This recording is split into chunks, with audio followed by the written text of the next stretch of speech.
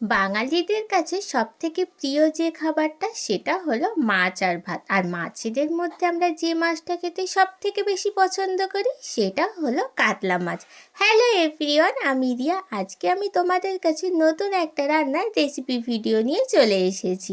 আজকে আমি কাতলা মাছের যে রান্নার রেসিপি ভিডিওটা বানাবো সেটা তোমরা খেতে বেশ সবাই পছন্দ করবে।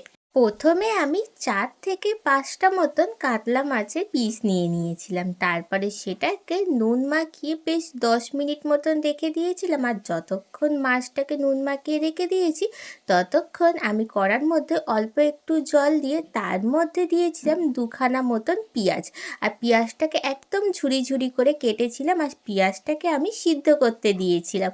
তারপরে পেঁয়াজটা সিদ্ধ হয়ে যাওয়ার পর পেঁয়াজটাকে তুলে রেখে দিলাম। তারপর সেই কড়াই দিয়ে দিলাম তেল, আর মাছগুলোকে দিয়ে দিলাম ভাজার জন্য।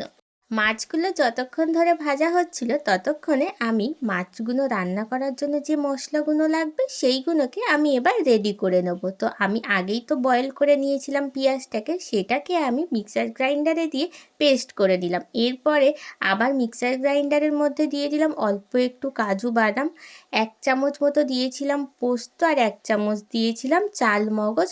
দেওয়ার পরে এটাকেও একটা পেস্ট বানিয়ে একটা বাটির মধ্যে রেখে দিলাম। এরপর আবারও মিক্সার গ্রাইন্ডারের মধ্যে দিয়ে দিলাম অল্প একটু আদা, 2টো কাঁচা লঙ্কা, অল্প একটু রসুন দিয়ে একটা পেস্ট বানিয়ে নিলাম। আর আমি আজকে কাতলা মাছের যে রেসিপিটা বানাচ্ছি সেটা একটু কম ঝাল হলেই ভালো, তাই জন্য আমি 2খানা কাঁচা লঙ্কাই ইউজ করেছিলাম। এরপর কড়ার মধ্যে দিয়ে দিতে হবে অল্প একটু সর্ষের তেল, আর তেলটা গরম হয়ে আসলে তখন দিয়ে দিতে হবে তেজপাতা, আর একটা মতন শুকনো লঙ্কা দিয়েছিলাম, আর অল্প একটু দিয়েছিলাম গোটা জিরে। তারপরে একটুখানি ফ্রাই করে নেওয়ার পর খুব সুন্দর একটা গন্ধ বেরিয়ে আসলে তখন দিয়ে দিতে হবে আদা রসুন আর লঙ্কার পেস্টটাকে। তারপর দিয়েছিলাম বয়েল করে রাখা পেঁয়াজের পেস্টটাকে। তারপরে খুব ভালো করে মশলাটাকে কষিয়ে নেওয়ার পর একটুখানি তেল ছেড়ে আসলে তখন দিয়ে দিতে হবে স্বাদ মতো নুন, জিরে গুঁড়ো আর ধনে গুঁড়ো। তারপরে আবারও মশলাটাকে ভালো করে কষাতে হবে। তারপর দিয়ে দিতে হবে কাজু বাদাম পোস্ত আর চালমগজের যে পেস্টটাকে বানিয়ে রেখেছিলাম সেটাকে।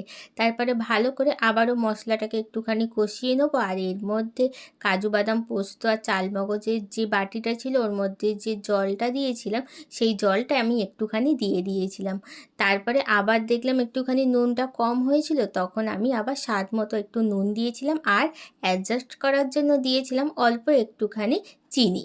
সব রকমের মশলা দিয়ে ভালো করে কষানোর পর একটুখানি তেল ছেড়ে আসলে তখন দিয়ে দিতে হবে অল্প একটু পরিমাণে জল। আমি বেশি জল দিইনি, কারণ একটুখানি কারি কারি ভাব হলে খুব ভালো হবে তরকারিটা। জল দেওয়ার 10 মিনিট পর তরকারিটা ফুটে গেলে ওপর থেকে ছড়িয়ে দিতে হবে অল্প একটু গরম মশলা, আর তারপর দিয়ে দিতে হবে ভেজে রাখা মাছগুলোকে। তারপরে আবারও 10 থেকে 15 মিনিট মতন তরকারিটাকে ফুটতে দিতে হবে। তারপরে রেডি হয়ে যাবে আমাদের এত সুন্দর একটা কাতলা মাছের রেসিপি। তোমরা এই রেসিপিটা আগে কখনো করে খাওনি। আমার তো ভাত দিয়ে খেতে জাস্ট ফাটাফাটি লেগেছিল। তোমরাও বাড়িতে এইভাবে কাতলা মাছের রেসিপিটা বানিয়ে দেখো, তোমাদেরও দারুণ লাগবে। আজকের রেসিপিটা এই পর্যন্ত। টাটা।